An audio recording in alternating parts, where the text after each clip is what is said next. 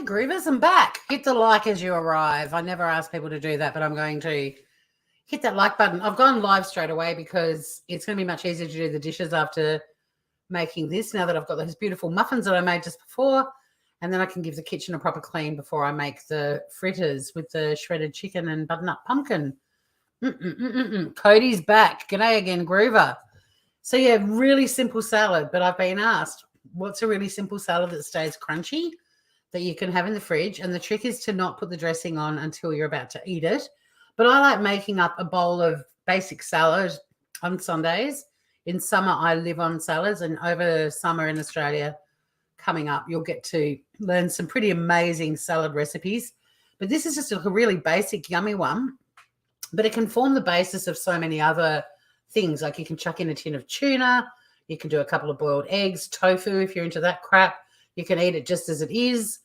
You can have it on the side with dinner. So like the fritters that I'm making later on, this would be delicious on the side. Although tonight I'm actually going to finish the coleslaw I made last night on YouTube. But this salad, I make it so that when I'm packing my lunch, I can just put a little tub of salad together, a little container of the dressing, and take it with me. I'll be taking the fritters with me for lunch tomorrow. Hi, Mandy. Or I might take some of the KFC chicken. I haven't decided yet. So this is going to be a really quick live because I just want to show you. This is literally 3 ingredients. We've got a red cabbage, half a red cabbage. We've got some beautiful radishes and a couple of carrots. Hey, Cement Cheese, welcome back again. And if you fade out, that's fine, dude. Fully understand. Now, this is a half a red cabbage. I always take the bit where it's been cut because it always looks a bit tired to me. So the first thing I do is slice that off. You don't have to do a big slice. And then I also, there's that sort of chunky woody bit at the bottom, but I actually leave that while I cut it up and I cut around it. Welcome back to Francesca. So, yeah, but this will be a quick live. It'll be no more than 10, 15 minutes, hopefully. And then I'll give the kitchen a really good clean to do the fritters. It's going to be fritter time. Where's my, I need a bigger compost bowl.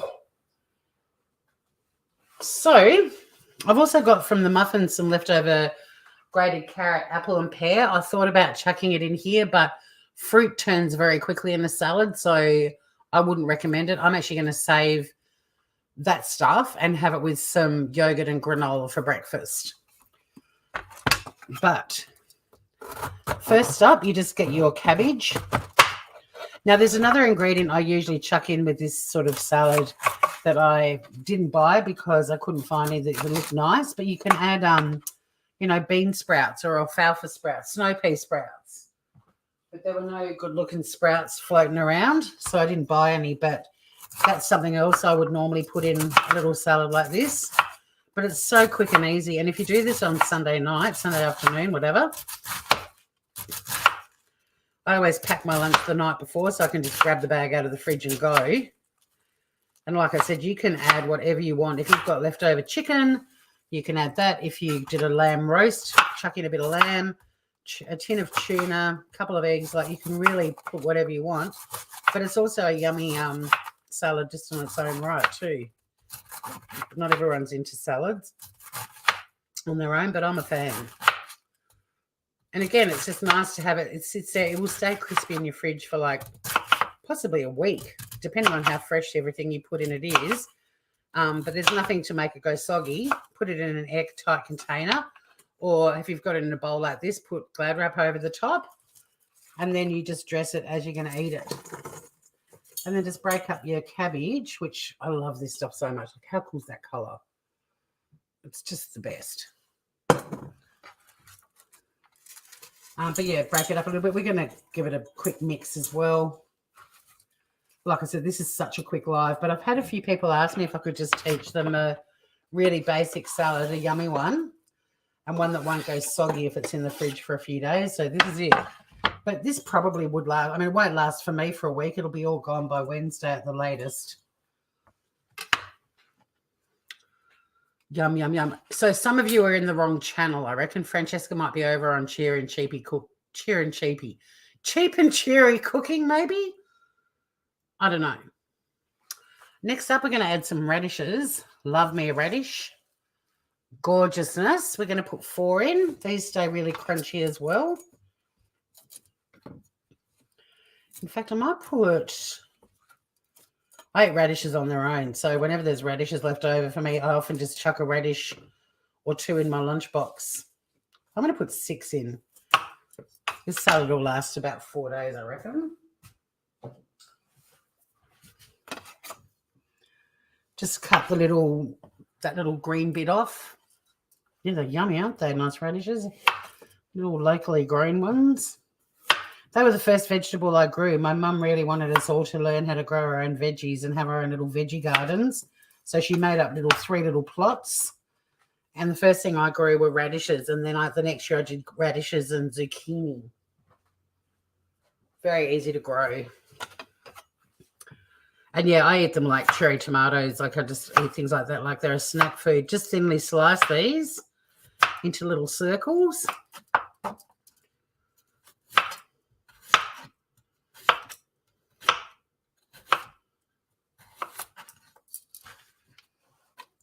Those little groovers in.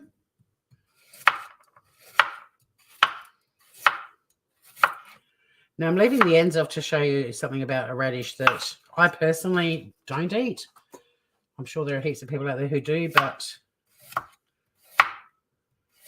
I don't eat the tail. It's just, I mean, it's a piece of string. Why would you want to eat something that texturally is like a piece of string, right?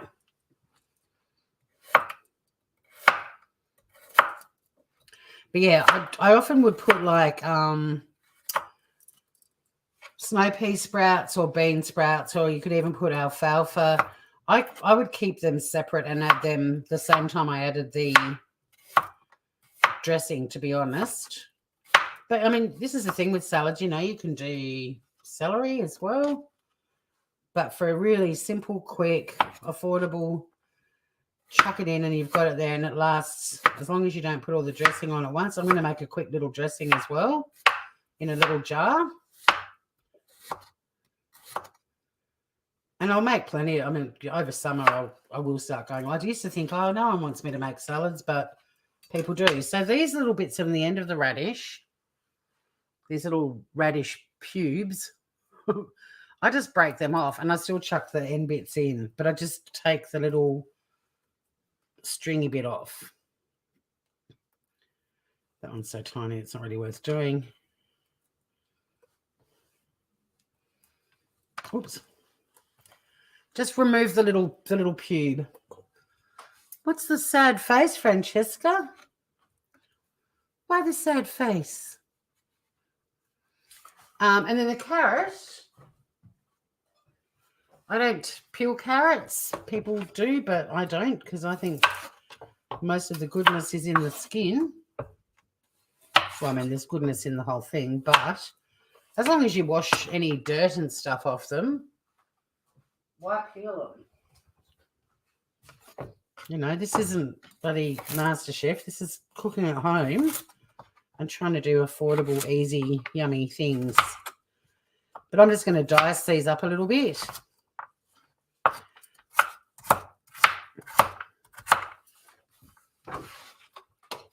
Oh, because you're here alone. Oh, by yourself. Come over to Tasmania Calling. Well, it was simulcast, baby.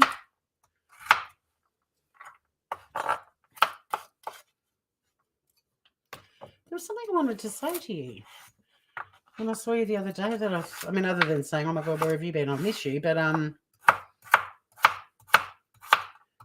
was something that I think happened on my channel that was like, oh, I've got to tell Francesca, but I can't remember what it was. And I'm not being fussy, like these cubes don't have to be the same size or anything like that. But this to me is just like delicious, easy. And like I said, it will stay crunchy for quite a few days in your fridge. And if you pack your little salad the night before you go to work, and you can work out if you've got something left over you want to add to it. And I think adding a tin of tuna to any salad is a winner. But, you know, you might have some ham floating around. You might want to boil up some eggs. Yeah, that marinated tofu you just love chewing on because you love chewing on things that taste like rubber. Whatever it is. The options are endless. The reason I'm not putting celery in this one is because celery does have a lot of water in it, and celery will stay crunchy for quite a few days, but not as long as this sort of salad will. And as long as you're using fresh produce. And this is pretty much it, guys. You can add, you can put together like all your toppings. You can also chop up some herbs and stuff. But basically that is it. Just going to get a spoon and mix it all up. Yeah, I think we've had the peeled carrots conversation before, Mandy Hall. You and I are on the same page. I know Mel. Actually, it's going to be easier just to use my hands. I did wash them before I went live. Hands are actually the best kitchen utensils. It's not a great utensil if people don't wash their hands. And God, the people on YouTube, they're like, you didn't wear rubber gloves. I've never cooked with rubber gloves. I know how to wash my hands. Like, God, didn't COVID teach people how to wash their friggin' hands properly?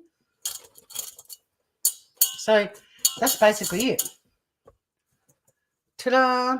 And then imagine some bean sprouts or whatever. You could put onion in. I'm not, because this was a challenge to make a really basic, delicious, versatile one.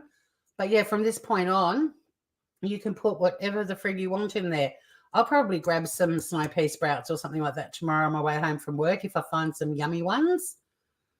But that is basically it. And then the dressing, the most basic dressing I can teach you. Get a little jar with a lid. But yeah, things like spring onions, they're the sorts of things that will tend to go soggy and make everything else soggy if you want the crunch. But like I was saying, if you've got fresh herbs that you want to add to it, spring onions, whatever, just chop them up and put them in a separate container. I've got spring onions in the fridge. You could pretty much put your spring onions, your dressing in the same container and then just chuck it on right before you eat it and give it a little mix up. But the dressing, okay, just going to clean this little measuring spoon. So friggin' simple. Easiest thing around. But to teach you guys how to use it and how to make it, and to use like the measuring and everything, just to be more demonstrative. But normally I just pour the olive oil straight into the jar to a certain level, and then I just put the vinegar on top to like double it. So 2 tablespoons of oil. Let's go with that. Any kind of vinegar. Now, when I made that beautiful coleslaw dress, I made coleslaw dressing last night on the channel, and it was unbelievably good. Just take 1 tablespoon of sugar out. If you see a recipe that says 2 tablespoons of sugar for coleslaw dressing, halve it. One was perfect. But just your standard domestic white vinegar is fine. But I've got a lot of, because I eat a lot of salad, I've got a heap of different vinegars. I'm going to put in a Squeaky Gate Australian white balsamic vinegar. But you can give it a little shake, but you can put whatever you want. But I'm all about using up what's in my pantry, and that was the first vinegar I saw. You could use apple cider vinegar, malt vinegar, like anything. But basically, it's the same ratio as the oil. Hey, NYC Urbanista, how are you? You're cooking at 3 a.m. Yeah, cooking helps me relax too. So lovely to see you. What are you cooking? I'm just making a really basic salad. So this live is nearly over, but I will be coming back shortly to do shredded chicken and butternut pumpkin fritters. But you might well be done by then. But yeah, what are you cooking at 3 a.m.? So we've got equal portions of oil and vinegar, right? And even, I used an olive oil, but there's other oils, whatever. Just go 50-50 with it. A bit of salt. Pinch of salt.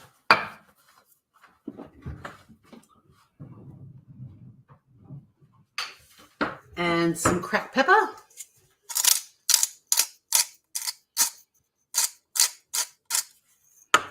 Whack on the lid. As Taylor Swift would say, shake it up, shake it up. And there it is. Delicious. absolutely delicious. However, I'm going to tart mine up a tiny bit more. A little Tory trick.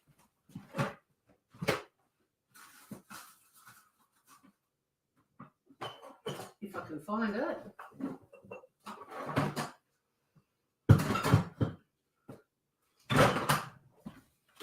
I'm also just going to put a bit of Dijon mustard in,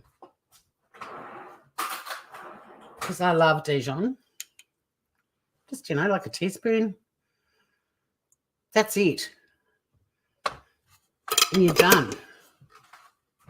But I'm now going to teach you, without actually making it, the easiest salad dressing of all.